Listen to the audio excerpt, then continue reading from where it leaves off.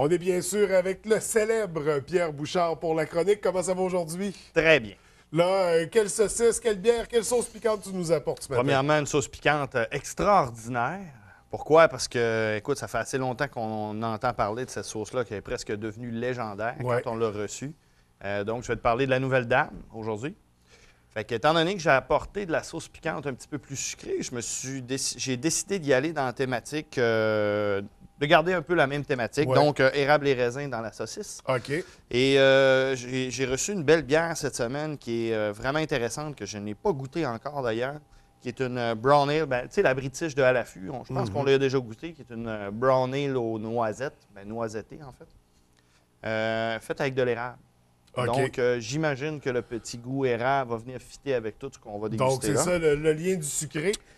Parce que dans la sauce d'âme, on sait que c'est déjà un produit régional. Exact. Mais là, on l'a encore plus régionalisé Oui. en ajoutant un ingrédient propre à chez nous. Carrément.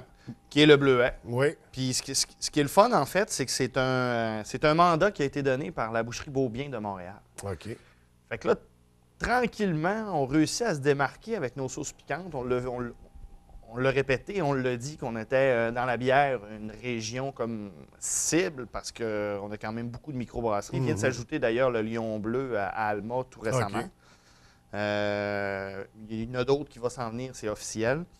Puis tu vas voir, dans les sauces piquantes, tranquillement, moi je connais déjà 2 personnes qui ont un projet. Puis on ne parle pas d'un projet à long terme, là, on parle d'un projet à très court terme. Donc, il y a d'autres sauces piquantes provenant de la région qui vont voir le jour. De Éventuellement, d'autres compagnies. ouais. Ben, c'est carrément d'autres compagnies OK.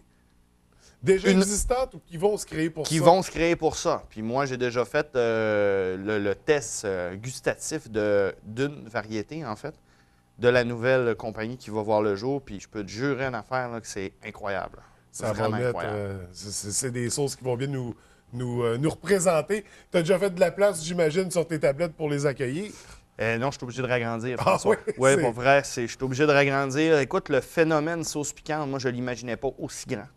Je suis fort agréablement surpris. Il faut dire qu'à l'extérieur, c'est pas encore, tu sais, la chaleur n'est pas pognée, comme on dit. Là. Ouais, Fait quand que, les barbecues vont être sortis. Quand les barbecues là, vont être sortis, puis que les gens vont commencer tranquillement à sortir de leur hibernation, parce que cet hiver, c'était quasiment ça, une hibernation. Là. Quoi que la sauce piquante aurait fait du bien pour. Oui, mais c'est déjà incroyable. Là, les ventes sont là, les gens sont vraiment curieux. Il y a beaucoup de gens, beaucoup de gens qui adorent la sauce piquante. Moi, je croyais pas ça. Là. Autant que ça, je croyais pas ça. Puis moi, personnellement, même, j'ai une évolution. Tu sais, je suis rendu que je prends des trucs plus piquants qu'à mes débuts. C'est pas des débuts de v'là 20 ans. là. J'ai commencé à vraiment consommer de la sauce piquante plus l'année dernière. Puis cette année, je me surprends moi-même à prendre des trucs que l'année passée me faisaient qui faire la aurait été grimace rock'n'roll, autrement. ouais. Effectivement. Donc, puis en plus de tous les bienfaits, mais on en reparlera dans une autre chronique des bienfaits du piquant pour Oui, l'organisme. ça serait intéressant, Ça c'est vrai. serait peut-être même peut-être avoir un nutritionniste, quelque chose comme ça pourrait être vraiment intéressant. Ouais, ça pourrait être parce cool, qu'il y a ça. des vrais bienfaits de la sauce piquante, contrairement à ce qu'on aurait pu penser. Mais allons-y. Là, on y va avec la saucisse. Premièrement, sauce piquante, qu'est-ce Oui. qu'elle a d'intéressant par rapport aux autres sauces piquantes? C'est qu'elle est faite avec le piment le plus piquant au monde, OK? OK. Qui s'appelle le Carolina Reaper. Il vient de la Caroline. C'est un maraîcher qui s'appelle Ed Curry qui a fabriqué ce piment-là, en fait, qui en a fait le croisement, donc il l'a inventé. Parce qu'il faut bien comprendre que les piments les plus piquants, souvent, c'est des croisements, hein? Parce que le piment habanero reste le piment souche, Oui. si on peut dire, qui est le plus piquant. OK? Ensuite de ça, ben là, avec les croisements, on a réussi à faire des piments encore plus, plus piquants. Donc, celui-là, le Reaper peut atteindre, je pense que son record, il a atteint 2,5 millions d'unités Scoville, simplement le piment. Là. OK. Fait que c'est énorme. Fait qu'en version concentrée. Et Exact. là, le piquant, le piment le plus piquant, est-ce qu'on sait que les sauces d'âne sont généralement faites à base de carottes? Exact. Est-ce que c'est encore le cas dans. Pas du tout. Écoute, je vais te lire les ingrédients. On a carrément de la pomme, du miel, du sirop d'érable, du gingembre, de la cannelle et le premier ingrédient, bien entendu, le bleuet sauvage. Écoute, moi, il a fait Écoute, on a eu 10 caisses. On était 5 marchands à recevoir de la sauce d'âme au bleuet pour la première batch. Il en a fait comme 50 caisses, donc. Fait qu'il a pris 100 kg de bleuet pour 1,5 kg de Reaper. Donc, le piment, il n'y a pas besoin d'être en très grande quantité pour donner sa saveur. Tu vas voir, c'est vraiment le fun, ce piment-là, parce qu'il pique vraiment différemment des autres piments qu'on est habitué de voir. Je te coupe la saucisse, comme d'habitude, pour que tu puisses... Bon, normalement, là, j'ai on le rappelle, érable et... Érable et raisin. Et raisin. Oh! Oui, donc raisin sec. Le raisin sec reprend son hydratation. Tiens, Ça a une belle texture à l'œil.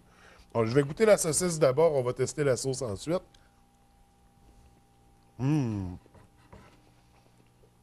y a de l'érable quand même, on le sent bien. Très sucré. Très fruité, pardon. Ouais, vraiment excellente. Une saucisse qui fait, je dirais, qui est presque rafraîchissante, dans le sens qu'il me semble que l'été, sur la terrasse, avec une bonne salade, ça serait comme un mix idéal. Absolument. Écoute, récemment, j'ai fait encore une dégustation de bière saucisse. Souvent, je me rends moi-même sur place. On avait 4 variétés, je pense, puis elle, c'est sortie grande vainqueuse.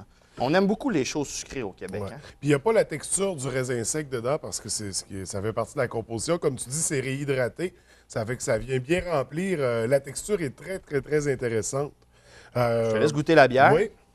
Donc, à l'affût, petite coopérative de travail de Saint-Tite. On connaît bien la microbrasserie. Une des micros au Québec à encanner. Ils sont de plus en plus à le faire. Vraiment des bonnes bières. C'est des bières sans truc de conservation à l'intérieur, aucun. Donc, il faut toujours, nous, les conserver au froid. Oui. Tu vas voir, là, c'est très rafraîchissant. Ben là, celle-là, je n'ai pas goûté. J'ai hâte de voir. Mais on est dans une thématique estivale. Là. Moi, je me vois sur une terrasse avec ça. Oui? Ben, vraiment rafraîchissante. l'érable. Vraiment... C'est pas trop présent, les Pas du saveurs, tout. ça rentre super bien. Belle brune, belle petite brune qui se boit très bien. Les gens qui adorent les bières rousses, vous allez être aux anges avec une bière comme Je ça. pense que même monsieur, madame, tout le monde qui est habitué à ces Ah bières oui, traditionnelles, ça se boit je pense bien. que ce serait une bonne bière pour justement briser les habitudes, disons. Elle est délicieuse. Avec la saveur fruitée qui la rend encore plus, pas fruitée, mais sucrée, qui la rend encore plus accessible. On va y aller, on va tester la sauce piquante au bleuet qui m'intrigue vraiment. Pendant ce temps-là, je vais te verser la Sainte-Ambroise Oak Age, puis je vais t'en parler. Pourquoi j'ai choisi la Sainte-Ambroise Oak Age pour aller avec ça? Écoute, la Sainte-Ambroise Oak Age, on met du baril de chêne, en fait. Bien entendu, elle n'est pas vieillie en barrique de chêne parce que Sainte-Ambroise, ils ont trop un grand débit. Tu sais, c'est distribué à travers le Québec. Fait que comment qu'on réussit à donner une saveur de chêne à l'intérieur de la bière? On va mettre des copeaux de chêne dans le brassin. Fait que ça, c'est la pale ale traditionnelle de Sainte-Ambroise qu'on connaît bien. Tu sais, la bière rousse, parce que souvent, une pale ale, on va penser que c'est une bière blonde, mais une vraie pale ale, c'est une bière cuivrée. Hein, ça va ressembler à ça ici. Donc, c'est leur bière traditionnelle à laquelle on a ajouté justement des copeaux de chêne, puis on l'a fait vieillir un petit peu plus longtemps qu'habituellement. Tu vas voir le côté vanillé, velouté. Le côté vanille nous apporte une sensation de velours sur la langue. Elle n'est pas sucrée. Par contre, le côté velouté, le côté vanillé, je pense qu'il va aller très, très bien avec le bleuet, avec la saucisse. Encore une fois, ce n'est pas un match que j'ai fait, mais quand on va dans les théories, souvent, avec les pratiques, Oui, puis ou au moins, on va s'amuser de le faire. Puis il y a une douceur aussi en bouche au niveau de la texture de la bière qui est, comment je dirais ça, comment je le définirais. Ça prend sa place, ça. On a la gorgée, ça remplit la bouche, mais c'est doux, ça rentre bien. Exact. Il y a la petite amertume, le petit côté houblon au travers de tout ça. Oui, parce que la pale ale, bien entendu, c'est une bière quand même assez amère. C'est une anglaise. C'est une des premières bières amères qui est arrivée sur nos tablettes. Hein? C'est pour ça que tranquillement, elle est devenue de plus en plus populaire. Aujourd'hui, tu vois, avec toute la gamme de microbrasseries qui existe, elle n'est plus amère. Elle semble plus amère pour le public. Monsieur, madame, tout le monde, plus ou moins habitué, peut-être. Oui. Mais elle se démarque beaucoup moins. Mais pour un palais, c'est ça, habitué aux différentes variétés de bière, ne verra pas une amertume dérangeante dans cette bière-là. Exactement. Puis ça ne l'est pas, là. C'est présent, mais c'est délicieux. Exact. Puis le côté vanillé, ça match. Puis avec la sauce piquante, qui soit dit en passant, est assez surprenante. Moi, je m'attendais à quelque chose qui allait m'exploser dans la bouche, tu sais, avec Oui. le piment qui est utilisé. Oui. Mais pas du tout. Premièrement, c'est le sucré qui est présent, Exact. le côté fruité du bleuet. Mais le piquant, il est quand même pas sournois, qui est là dès le départ. Puis qui prend sa place, puis qui demeure. C'est pas dérangeant. Puis parfois, tu sais, on prend une sauce piquante. OK, après quelques bouchées, quelques mastications, pouf, le piquant Oui. apparaît. Et là, ça devient... Le piment n'est pas explosif. Ouais. Puis il ne gagne pas en intensité. Ça se maintient, c'est...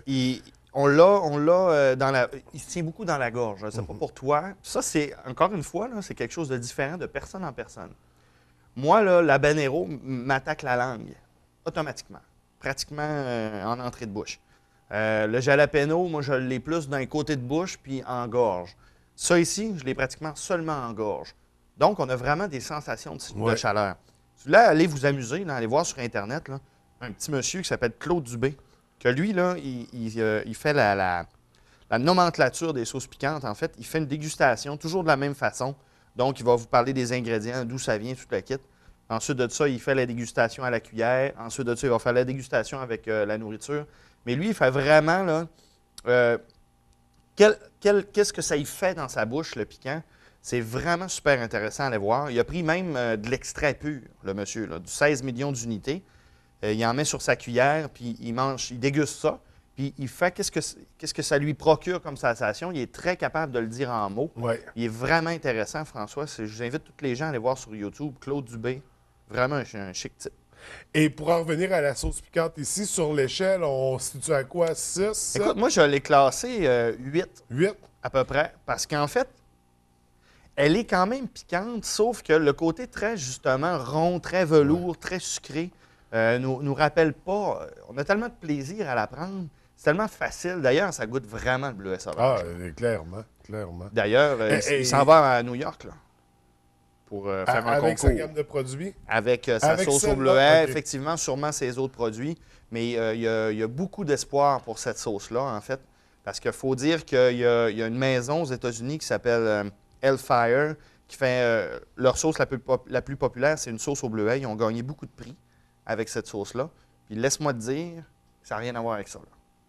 Fait que je pars très confiant, moi, que Jean-Sébastien des sauces dames, ici, au Saguenay-Lac-Saint-Jean, va réussir à avoir un prix international. Ou s'il ne rapporte pas un prix, va se démarquer. Tabarouette, sur là. la D'après scène, moi, là. il va plaire beaucoup avec son petit bleuet sauvage. Parce que tout le monde sait très bien que le bleuet, il goûte pas du tout la même chose que le bleuet californien ou Ah non. que là, il faut courir après le goût, là. Là, vraiment, en entrée de bouche, là, c'est presque une tarte au bleuet avec un petit côté vinaigré. Puis ensuite, là, le Reaper fait la job, là, il vient nous réchauffer tout ça. Et il faudrait la tester en version dessert, comme on a fait dans une chronique précédente. Moi, je l'ai essayé. OK. Crème glacée vanille, wow. Gâteau des anges, wow. Les crêpes le matin, wow. Là, écoute, moi, le matin, là, ça se bousculait dans mon assiette. J'avais les crêpes, j'avais la sauce au bleuet pour accompagner les crêpes. Pour accompagner mes œufs et mes patates, j'avais mon ketchup au jalapeno. Tu sais, à un moment donné, il va falloir que je fasse des choix. Je pense que je suis trop en amour un peu avec les sauces piquantes. En plus, j'avais pas de bière, par exemple. Non. Heureusement. De toute façon, on se reprend ce matin, tu vois, avec la bière. Mais vraiment une sauce à découvrir, un produit régional en plus, dont on est fier. Fait que c'est à découvrir dans l'ensemble les produits d'âme qui sont très créatifs, qui nous sortent quand même du moule habituel de la sauce piquante à base de carottes, avec le bleuet, avec... On voit que c'est des gars qui aiment ce qu'ils font. Mais on l'est très créatif. Ouais. Je vais te dire, là, les autres qui s'en viennent, là, tu ne croiras pas à ça. Là. Et les plus portés vers le... Je veux pas lâcher de punch, mais tu sais, les ingrédients sont incroyables. Moi, il m'a donné un flacon de sauce. Puis ça n'a pas fait 2 jours. Là. Elle se matche très bien avec les crevettes. Écoute, elle est citron confit, avec cumin à l'intérieur. Fait qu'on voyage vraiment au niveau de nos papilles, mais ça vient d'ici au Saguenay. C'est vraiment super le fun. D'autres avec des betteraves, des trucs comme ça. Il y a des beaux trucs qui s'en viennent, je te le dis. Puis la prochaine chronique, ça serait le fun que j'emporte. En tout cas, dans une des chroniques futures, je vais apporter de la sauce d'un fournisseur qui vient tout juste d'arriver sur mes tablettes, qui vient de Québec, de la ville de Québec, qui fait une sauce super intéressante, mais beaucoup plus conventionnelle. C'est plus style Red Hot, là, donc très vinaigré, qui tire vers le piment Plus rouge. populaire, disons. Plus là, populaire, plus exactement. Qui accessible. peut remplacer justement l'éternel Tabasco Donc, dans ça toutes nos sera recettes. à surveiller dans une future chronique. Mais Ouais. pour l'instant, on se concentre sur ces produits-là. Excellente saucisse, une sauce à découvrir, des bières succulentes qui sont très estivales. Oui, La dame, je suis pas sûr qu'on en a pour toujours. Je connais pas Jean-Sébastien. Est-ce que c'est one-shot deal? Est-ce que c'est pour une seule fois où il va répéter l'expérience? Dépêchez-vous. C'est incroyable. Ouais. Ça part très vite. J'en ai eu seulement 10 caisses. Je crois qu'il m'en reste 5. OK. Fait que les lots sont déjà passés. Je l'ai eu la semaine passée. Je peux Donc, te on dire se à quel point il dépêche faut se dès cette dépêcher. Si semaine, vous voulez goûter à ça, là, cette ouais. semaine, la semaine prochaine, si vous êtes chanceux. Ben, merci beaucoup, Pierre, de nous faire découvrir Merci, François. ces superbes produits. Nous, on se revoit dans 2 semaines Ouais. pour d'autres découvertes.